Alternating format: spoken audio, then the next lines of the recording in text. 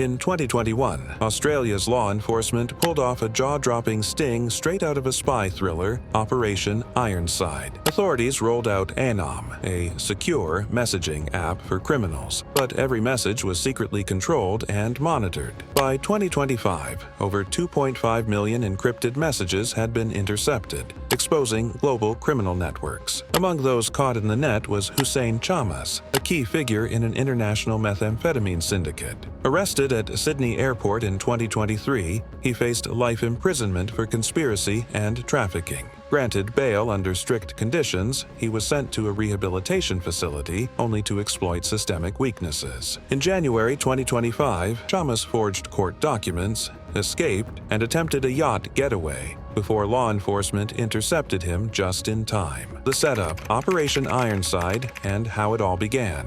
To really understand how Hussein Chamas's empire crumbled, we need to go back to one of the most jaw-dropping law enforcement operations in Australia in decades. It's 2021, and the federal police pull off something straight out of a spy thriller. They create Anom, a supposedly ultra-secure messaging app for criminals. But here's the twist. The FBI and the Australian Federal Police weren't just watching, they were controlling every single message passing through it. Operation Ironside was the ultimate sting. Criminals from all over the world thought they'd finally found a safe way to plot their crimes. In reality, every plan, every deal, every conversation was being recorded and analyzed in real time. By 2025, authorities had intercepted over 2.5 million encrypted messages, giving them an unprecedented look inside global organized crime networks. That's where Hussein Chamas enters the story. The accusations when Anom caught a fugitive, July 2023. Chamas is arrested at Sydney Airport as he tries to leave Australia. It wasn't just a routine check. An alert flagged him as someone who shouldn't be traveling. Police quickly uncovered that he was part of a transnational drug syndicate using Anom to coordinate massive methamphetamine shipments into Australia. This wasn't small scale. These were commercial quantities, the kind that carry life sentences. Charges were serious. Conspiracy to import a commercial quantity of methamphetamine, life imprisonment if convicted, trafficking commercial quantities of controlled drugs, plus breaching a firearm prohibition order. If he was found guilty on all counts, Chamas was facing the rest of his life behind bars. The weight of that reality had to be immense. For most people, this would mean months locked up, waiting for trial. But the Australian legal system had a twist in store. The bail gamble. Rehab as a second chance against all odds, Chamas was granted bail. Strict conditions applied, designed to make sure he'd show up to court and not vanish. He was sent to Connect Global, a rehabilitation facility near Port Stephens in New South Wales, roughly 4,000 kilometers from the city he'd later be arrested in. The facility had been running for about 10 years, housing around 29 residents in on-site cabins. On paper, it looked like a fair compromise. A man facing serious charges gets supervised rehab while awaiting trial, but no one could have predicted what was about to happen. Connect Global was about to become the epicenter of one of the most dramatic bail breaches in Australian history. The red flags nobody saw coming. Even before Chamas arrived, the facility had serious issues. Between January and December 2023, 15 residents had been charged with bail breaches, and 5 had completely absconded. Police raids were becoming routine, including visits from the Bicky Squad. These weren't minor hiccups. They were systemic failures in supervision and security. The Australian Federal Police had opposed Chamas's bail from the start. They saw a man allegedly entrenched in international drug trafficking, someone who had already tried to flee Australia,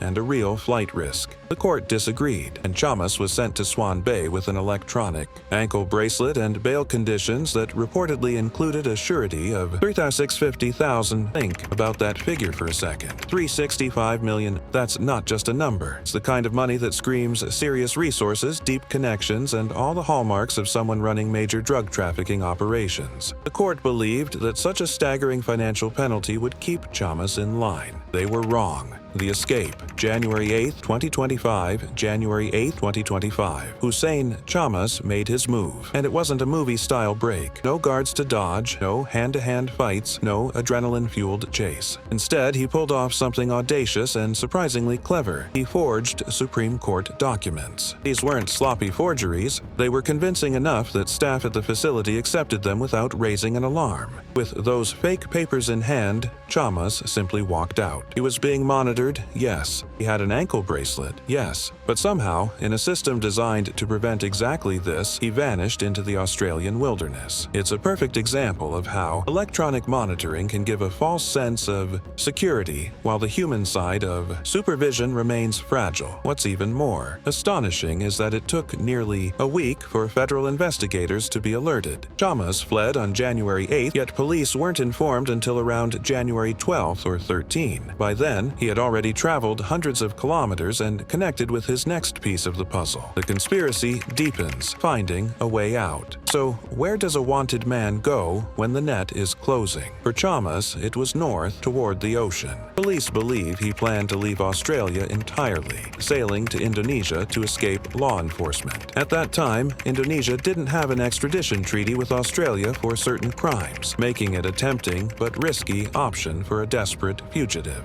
To pull it off, he needed help, a boat, supplies, and people willing to assist. Enter a 51-year-old Dutch man and a 42-year-old British woman. They had a yacht and, for reasons still under investigation, agreed to help Chamas flee. On January 25, 2025, the plan reached a critical point. Chamas was spotted at East Woody Beach in Nulunbai on the Gove Peninsula in the Northern Territory. A local resident saw a man matching his description, and here's the cinematic detail. He was flashing a torch toward a yacht offshore, and the crew responded with their own torch signals. Low-tech communication, but enough to tip off authorities. The interception. When the plan unravels, the Australian Federal Police and Border Force acted immediately. They dispatched a patrol boat to the Arafura Sea and intercepted the yacht as it sailed north, heading toward Indonesia. What should have been a clean getaway turned into a capture in hours. On Australia Day, January 26, 2025, Hussein Chamas was arrested on board the yacht before he could reach international waters. The Dutch man and British woman were also taken into custody and later charged with people smuggling, a crime carrying up to 10 years in prison. For Chamas, the failed escape made everything far worse. The aftermath. A year in custody. When Chamas appeared in court after his capture, his legal team didn't even contest the bail revocation. His lawyer essentially conceded that it should be revoked. Judge Stephen Hanley's reaction said it all. "I didn't think so," he said, seemingly bewildered that the question was even raised. With his bail revoked, Hussein Chamas was back behind bars, waiting for trial. And here's a reality check. He would spend nearly a year in custody before his trial even began. The court set a February 2026 date.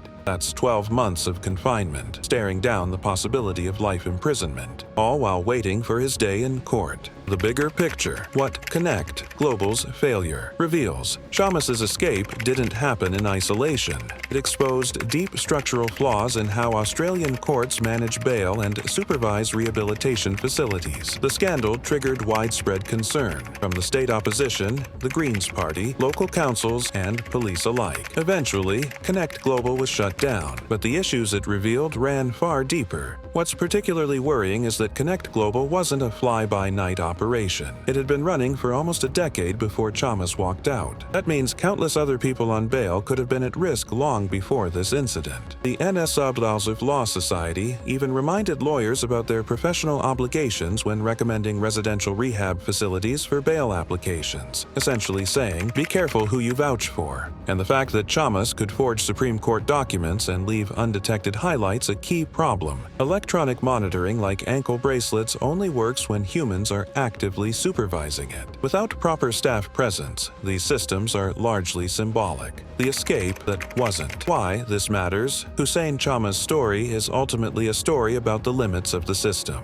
Operation Ironside, Australia's most sophisticated law enforcement operation ever, with over 2.5 million intercepted messages, had him in its sights. And yet, the system let him slip, at least temporarily. Bail conditions failed. The rehab facility failed. Electronic monitoring failed. Multiple safeguards broke down, and yet he was still caught. A vigilant community member noticed something suspicious on a beach. A tip led authorities straight to him. Despite careful planning, forged documents, and a yacht ready to carry him overseas, none of it was enough to outsmart alert law enforcement. Chamas's story shows that in today's world, disappearing completely is nearly impossible. Technology tracks movements. People notice suspicious activity. Law enforcement has tools and networks to locate fugitives across vast distances. You can forge papers, escape from facilities, even organize an international yacht getaway. But if someone sees you, if authorities are watching, complete vanishing is almost impossible. The sentence, still pending as of now, Chamas remains in custody, awaiting trial for his alleged role in a massive international drug trafficking operation. He faces the possibility of life imprisonment. His failed escape hasn't helped his case. If anything, it adds weight to the prosecution's argument that he's willing to violate court orders and flee justice. The Dutch man and British woman who helped pilot the escape yacht face their own legal consequences. Connect Global is closed, and the larger questions remain. How should Australia monitor bail conditions? How can court-ordered rehabilitation be effectively enforced? Chamas's case might be a warning, but it also highlights ongoing challenges in the justice system. The takeaway, a modern, cautionary tale, Hussein Chamas's journey from a key target in Operation Ironside to desperate fugitive to captured escapee, tells us something important about modern criminal justice. The system has cracks, but they aren't wide enough to disappear through permanently. Forged documents, international contacts, careful planning, they can get you part of the way. But law enforcement's networks are sophisticated, connected, and persistent enough to track you down. It's also a story about bail supervision and rehabilitation facilities that clearly weren't working as intended. For anyone paying attention to the Australian criminal justice system, the Chamas case raises serious questions about how these facilities are monitored and how the public is protected when someone facing serious charges is granted bail. Most importantly, it's a reminder that in an era of encrypted messaging, digital surveillance, and international cooperation between police agencies, traditional escape routes are far riskier than ever. Chamas tried a yacht escape in a world of GPS tracking, maritime monitoring systems, and aerial surveillance. He forged documents when digital authentication is becoming standard. He attempted to vanish in a world where a single person on a beach with a phone can change everything. The most telling part of this story isn't that Chamas was careless, it's that he was operating from an outdated playbook in a world that has fundamentally changed how fugitives are tracked, located, and captured. In the end, the great yacht escape wasn't so great at all.